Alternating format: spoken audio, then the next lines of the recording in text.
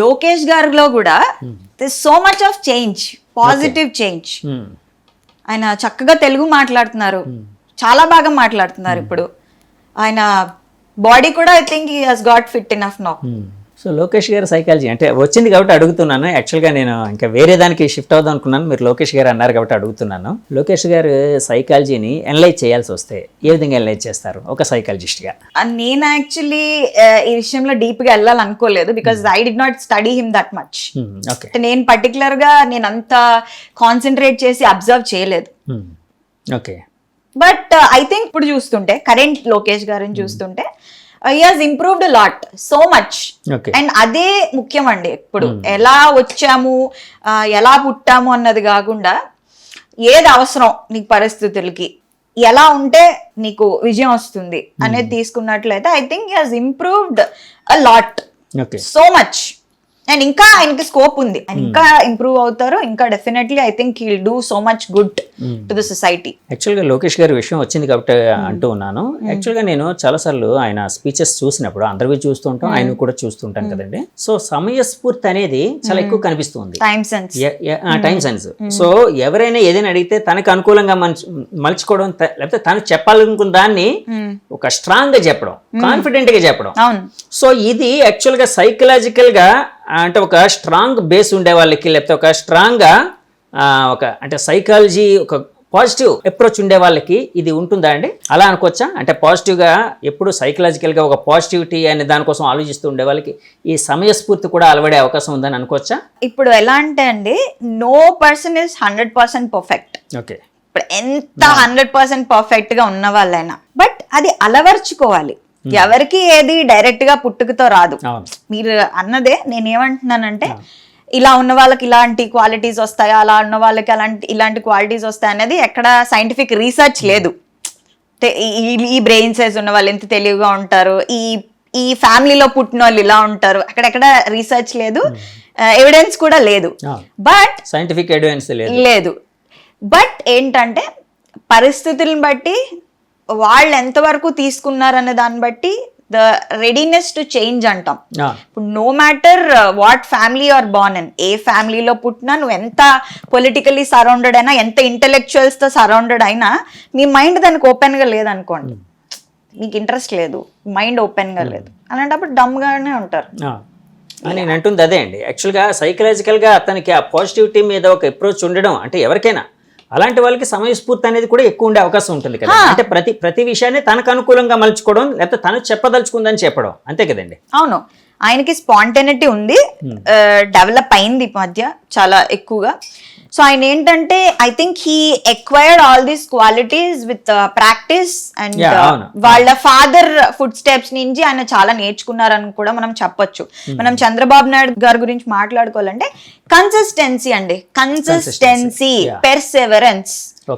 ఏంటంటే ప్రతిదానికి తట్టుకుని హోప్లెస్నెస్ లోకి వెళ్ళిపోకుండా, అంటే ఓడిపోయాం ఏమవుతుంది అలా కాకుండా, లేకుండా నిరాశ నిస్పృహ లేకుండా ఆయన, నాకు తెలిసి ఇప్పుడు మీ టైమ్ సెన్స్ అంటున్నా, లేదా ఈ స్పాంటేనిటీ అంటున్నా, నాకు తెలిసి ఆయన చంద్రబాబు నాయుడు గారి నుంచి చాలా ఆయన నేర్చుకున్నారు, ఇంకా నేర్చుకుంటున్నారు. Now he has become an individual with lot of courage. అంటే చంద్రబాబు నాయుడు గారి కోసం చాలా బాగా చెప్పారు. అలాగే జగన్ గారి సైకాలజీ కోసం చెప్పాల్సి వస్తే, అంటే ఆయన్ని మీరు స్టడీ చేసి ఉన్నారా అండి? స్టడీ చేసి ఉన్నారు కదా. సో చెప్పాల్సి వస్తే ఏ విధంగా మీరు ఆయన సైకాలజీ కోసం చెప్తారు? స్టడీ చేయడం అంటే నేను కూడా మామూలుగా ఒక రెస్పాన్సిబుల్ సిటిజన్ గా ఆయన్ని ఆన్ స్క్రీన్ చూసాను, ఆయన ఏదేం చేశారో అబ్జర్వ్ చేశాను, దాన్ని బట్టే నేను చెప్పగలను. మనకు పర్సనల్ గా ఆయనకు తెలియదు కదా. సో జగన్ గారు ఏంటంటే ఆయనకి రివర్స్ స్పాట్లైట్ ఎఫెక్ట్ అని అంటాం. Basically reverse spotlight effect. Okay, సైకాలజీలో స్పాట్లైట్ ఎఫెక్ట్ అని ఒక కాన్సెప్ట్ ఉంది. ఓకే. సో ఈ స్పాట్లైట్ ఎఫెక్ట్ అంటే ఏంటంటే, మామూలుగా మనం ఉన్నాం అనుకోండి, ఎవరైనా ఒక పర్సన్, అది సెలబ్రిటీ అవ్వచ్చు, నాన్ సెలబ్రిటీ అవ్వచ్చు, మనకి ఎలా అనిపిస్తుంది అంటే, ఒక పబ్లిక్ లోకి వెళ్ళినప్పుడు, లేదా ఒక ఏదైనా రిప్రజెంట్ చేస్తున్నప్పుడు, ఒక పొలిటికల్ పార్టీనో సంథింగ్ ఏదైనా రిప్రజెంట్ చేస్తున్నప్పుడు, అందరూ మన్నే అబ్జర్వ్ చేస్తున్నారు, అందరికి మన తప్పులు కనబడుతున్నాయి. మనకి నిజానికి అది చిన్న ఫ్లా అయ్యి ఉండొచ్చు, కానీ నా డ్రెస్ బాగాలేదు, లేదా నేనేదో మాట్లాడుతున్న బాగాలేదు, నేను చేసింది బాగాలేదు, ఆ తప్పు భూతద్దంలో చూస్తామా? పక్క వాళ్ళు మన తప్పుల్ని భూతద్దంలో చూస్తున్నారు అని అనుకుంటాం, ఏమో అని అనుకుంటాం. దాన్ని స్పాట్ లైట్ ఎఫెక్ట్ అంటారు. అంటే స్పాట్ లైట్ అంటే ఏదో పక్క వాళ్ళు మన తప్పుల్ని ఒక స్పాట్ లైట్ వేసి, చూసారా స్పాట్ లైట్ అంటారు సినిమాలో, అట్లా స్పాట్ లైట్ వేసి చూస్తున్నారు అన్నట్టు ఫీలింగ్ వస్తుంది. That is spot light effect. అదొక మానసికమైన వ్యాధి అండి? వ్యాధి కాదు, ఇట్స్ జస్ట్ చాలా మందికి ఉంటుంది. జస్ట్ అన్ ఎక్స్పీరియన్స్, ఫినామినా అని చెప్పొచ్చు. చాలా మందికి ఉంటుంది, మనలో కూడా ఉంటుంది. మన తప్పులు చూసేస్తారు, మనం ఏమైనా తప్పు మాట్లాడితే తెలిసిపోద్ది అని ఎక్కువగా అనుకుంటాం. అది నార్మల్. మనకి ఇప్పుడు జగన్ గారి విషయంలో తీసుకున్నట్లయితే రివర్స్ స్పాట్ లైట్ అంటే ఏంటి, నాలో ఏం తప్పులు లేవు, అసలు ఎవరు నన్ను పర్ఫెక్ట్ గానే చూస్తారు. సో స్పాట్ లైట్ ఎఫెక్ట్ అంటే నా తప్పులు ఎవరు తెలిసిపోతే అనుకోవడం. రివర్స్ స్పాట్ లైట్ ఎఫెక్ట్ అంటే కంప్లీట్లీ ఆపోజిట్. నాకేం తప్పులు లేవు, నేను అంత పర్ఫెక్ట్ గా ఉన్నాను. Because he is only surrounded by a very limited number of people. చాలా తక్కువ మందిని ఆయన కాన్ఫిడెన్స్ లోకి తీసుకుంటారు నాకు తెలిసి. ఆయన చుట్టూ ఎవరైతే ఉన్నారో ఓన్లీ వాళ్ళ తాలూకా ఐడియాస్ కానీ, వాళ్ళ తాలూకా స్ట్రాటజీస్ కానీ. బికాస్ ఇక్కడ మీరు తీసుకున్నట్లయితే ఏదైనా ఒక స్ట్రాటజీ ఫెయిల్ అయింది అనుకోండి, ఇంకా కొంతమంది వాళ్ళ సర్కిల్ కాకుండా కొత్త కొత్త ఒపీనియన్స్, మనం ఇందాక మాట్లాడుకున్నట్టు కొత్త కొత్త ఒపీనియన్స్, కొత్త కొత్త పర్స్పెక్టివ్స్. ఏ ప్లాన్ బి సి ఫెయిల్ అయిపోతే మిగతా ఆల్ఫాబెట్స్ అన్ని ఉన్నట్టు ఆయన అట్లా ఎక్స్ప్లోర్ చేయకపోవడం వల్ల కూడా I think that is one of the drawbacks of Jaganmohan Reddy గారు that happened this time. So అంటే జగన్ గారిని కూడా చాలాసార్లు చెప్పేటప్పుడు, అంటే చాలా మంది చూసినప్పుడు, అంటే అభిమానులుగా మామూలు పర్సన్స్ అంటే న్యూట్రల్గా ఉండే పర్సన్స్ అనేది పక్కన పెడితే, ఆయన ఫైటింగ్ స్పిరిట్ అనేది కూడా చాలా గొప్పగా ఉండేది. ఎందుకంటే పార్టీ పెట్టి ఒక 12-15 సంథింగ్ ఏదో ఎంత అయింది, అప్పటి నుంచి ఆయన పార్టీని నడుపుతూ ఒక పాదయాత్ర అనేది ఒకటి మొదలుపెట్టి, తర్వాత జనంలోకి మమేకం అయ్యి జనాల కాన్ఫిడెన్స్ తన మీద వచ్చేటట్టు చేసుకొని, సో ఒక్క ఛాన్స్ ఇంకోటి అంటే జనాలకి అతని మీద నమ్మకం కలిగేటట్టు చేయించుకోగలిగారు, అంటే ఒక పొలిటీషియన్గా. సో ఆ స్పిరిట్ అనేది, ఆ మొండి పట్టుదల, కొంతమంది మొండి పట్టుదల అంటారు, మొండితనం అంటారు, అలాంటిది చూస్తూ ఉంటే ఒక సైకలాజికల్ గా అతను చాలా స్ట్రాంగ్ గా ఉన్నారు అన్నట్టు కూడా అనిపిస్తూ ఉంటుంది. అలాగే ఏమైనా అనుకోవచ్చా అండి? డెఫినెట్లీ అండి, he's definitely a strong leader, with a very strong mind set. ఎందుకంటే జైల్లో ఉన్నారు, బయటకు వచ్చారు, ఎప్పుడు కూడా ఆ మైండ్ సెట్, ఆ మొమెంటము, ఆ స్పీడ్, ఆ జనాల్లోకి దూసుకెళ్లడం అనేది చాలా బాగుంది. సోషల్ ఇంజనీరింగ్ అనేది, the way he interacts with people అనేది చాలా బాగుంది. బట్ ఈయన చేస్తున్నది, ఈయనలో ఉన్న ఇంకొక విషయం ఏంటంటే లోకస్ ఆఫ్ కంట్రోల్ అంటాం.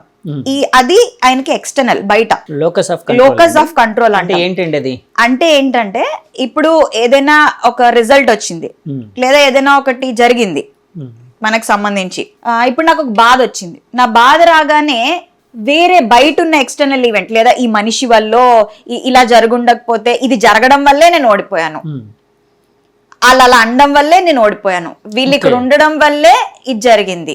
ఇప్పుడు ఫర్ ఎగ్జాంపుల్ ఇంకా సింపుల్ గా చెప్పాలంటే, ఒక ఎగ్జామ్ ఫెయిల్ అయ్యారండి, ఒక ఇంటర్వ్యూ బాగా రాలా, దాన్ని మీరు రెస్పాన్సిబిలిటీ తీసుకోకుండా, అంటే మీరు ప్రిపేర్ అవ్వలేదు, మీరు సరిగ్గా ముందు సెట్ చేసుకున్నారు అని కాకుండా వేరే వాళ్ళ మీద బయట ఏదైనా మనిషి మీద అవ్వచ్చు, ఏదైనా అవ్వచ్చు, బయట వాళ్ళ మీద పెట్టడాన్ని ఎక్స్టర్నల్ లాకస్ ఆఫ్ కంట్రోల్ అంటాం. కానీ పీపుల్ ఎక్కువ అలాగే ఉంటారు కదండి, చాలా సార్లు, అంటే ఎక్కువ శాతం. ఎందుకంటే మంచి అంతా జరిగితే, ఏదైనా గుడ్ జరిగితే అంత వాళ్ళ గొప్పతనం అంటారు.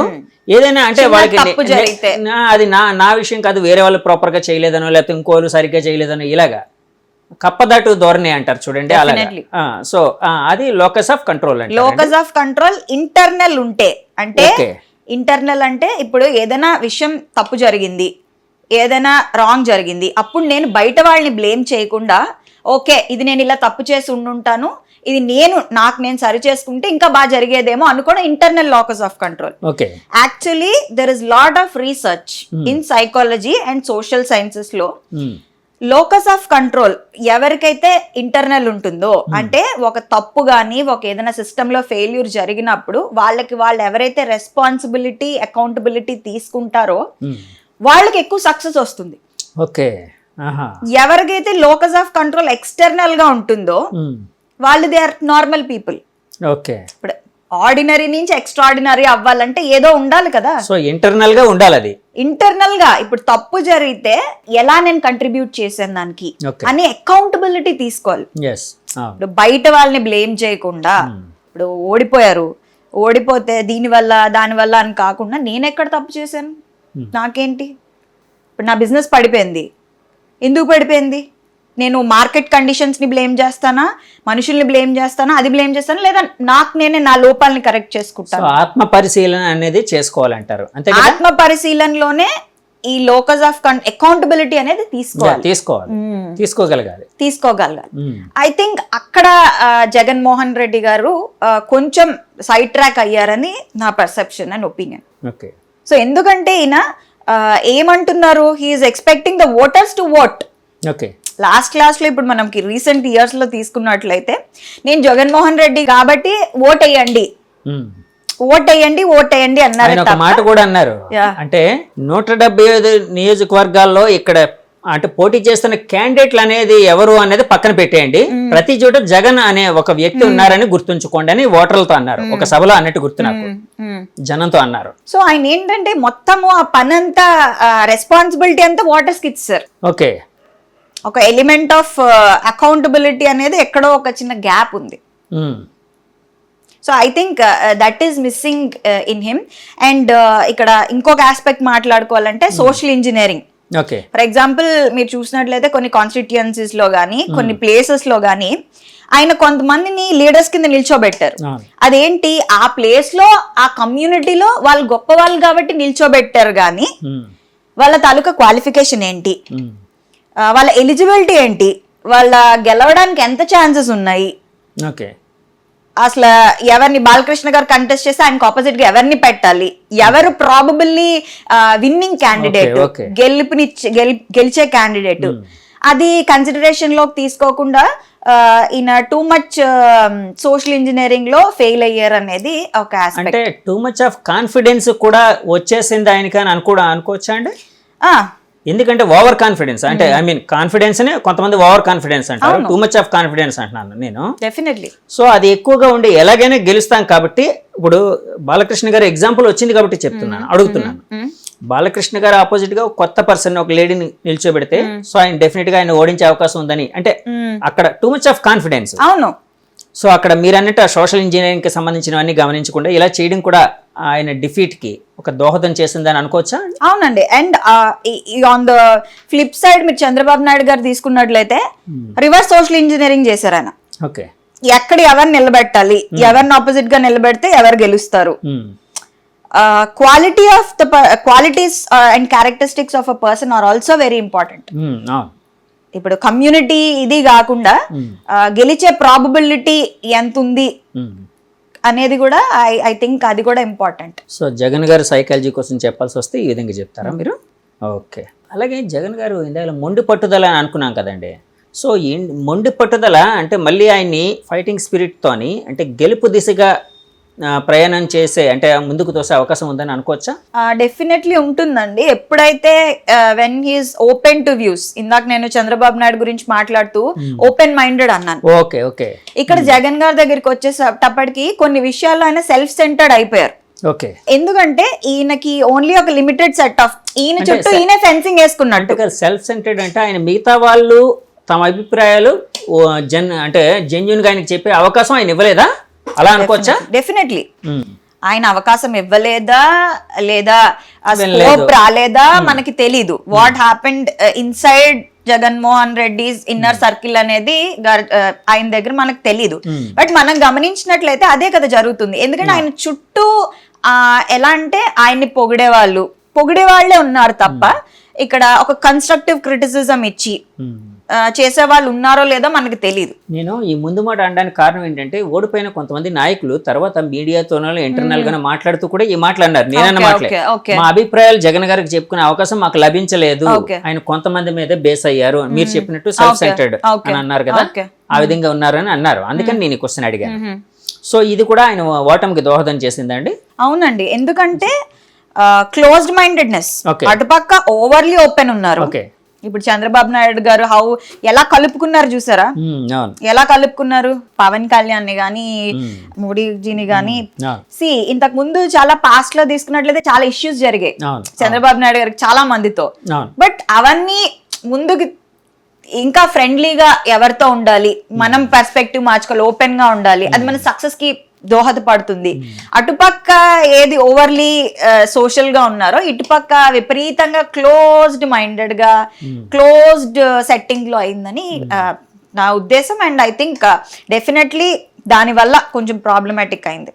ఇంకోటి ఏంటంటే జగన్ గారు ఎలా ఫీల్ అయ్యారంటే సింహం సింగిల్ గా వస్తుంది అన్నట్టు, పందులే గుంపులుగా వస్తే సింహం సింగిల్ గా వస్తుంది అన్నట్టు. బట్ అది డైలాగ్ కింద బాగుంటుంది. చాలా చరిత్రలో చాలా మంది ఉన్నారు సింగిల్ గా నిల్చుని గెలిచిన వాళ్ళు. ఫర్ ఎగ్జాంపుల్ అడాల్ఫ్ హిట్లర్ మనం తీసుకున్నట్లయితే is a single man army. So అది కొన్నిసార్లు జరగచ్చు, కొన్నిసార్లు జరగకపోవచ్చు. అందుకే నేను అన్నా పరిస్థితులకు తగ్గట్టు. ఇప్పుడు ఇటుపక్క అంతా కూటమండి, ఇక్కడ ఇతను వన్ సైడ్. అది కూడా I think it's one of the drawbacks. సింహం సింగిల్ గా వెళ్తుంది కానీ పరిస్థితులు బాగాలేనప్పుడు మేబీ కొన్ని చేంజెస్ అనేవి డెఫినెట్లీ చేసుకుని ఉండుంటే బాగుండేది. అంటే ఇప్పుడు జగన్ గారు గెలవాలి అంటే ఆయన ఓపెన్ మైండెడ్ గా ఉంటూ అందరి అభిప్రాయాలను తీసుకుంటూ గట్టిగా కృషి చేస్తే, అంటే అతనికి ఉండే ఏవైతే ఈ ప్రాబ్లమ్స్ ఉన్నాయో లేకపోతే ఇలాంటి జరిగిన తప్పులు ఏవైతే ఉన్నాయో రెక్టిఫై చేసుకుంటూ ముందుకు వెళ్తే గెలిచే అవకాశం ఉందని భావించచ్చా అండి? డెఫినెట్లీ.